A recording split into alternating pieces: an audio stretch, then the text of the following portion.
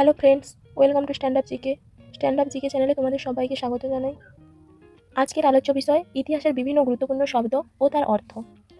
আজকের পর্বটি খুবই গুরুত্বপূর্ণ হতে চলেছে আগামী দিনের বিভিন্ন কম্পিটিটিভ পরীক্ষাগুলোর জন্য। চলো তাহলে শুরু করা যাক। প্রথম প্রশ্ন, গদর শব্দের অর্থ কী? সঠিক অ্যান্সার হবে বিপ্লব। খালসা শব্দের অর্থ কী? পবিত্র। ইলতুৎমিশ শব্দের অর্থ কী? সাম্রাজ্যের পালনকর্তা। হুমায়ুন শব্দটির অর্থ হলো ভাগ্যবান। রেনেসাঁস শব্দের অর্থ হলো নবজাগরণ। ফুয়েজার শব্দের অর্থ হলো সর্বোচ্চ নেতা।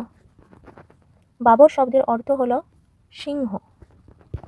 ওয়াহাবি শব্দের অর্থ হলো নবজাগরণ। শাহজাহান শব্দের অর্থ হলো জগতের প্রধান। জাহাঙ্গীর শব্দের অর্থ হলো পৃথিবীর মালিক। বুদ্ধ শব্দের অর্থ হলো জ্ঞানী। শিখ শব্দের অর্থ হলো শিষ্য। ইলদুজে শব্দের অর্থ হলো প্রধান নেতা। পাকিস্তান শব্দের অর্থ হলো পবিত্র ভূমি। মহেঞ্জোদারো শব্দের অর্থ হলো মৃতের স্তূপ। বাহমনি শব্দের অর্থ হলো ব্রাহ্মণ। ভিডিওটি ভালো লাগলে লাইক, শেয়ার, কমেন্ট করো এবং চ্যানেলে নতুন হয়ে থাকলে সাবস্ক্রাইব করো।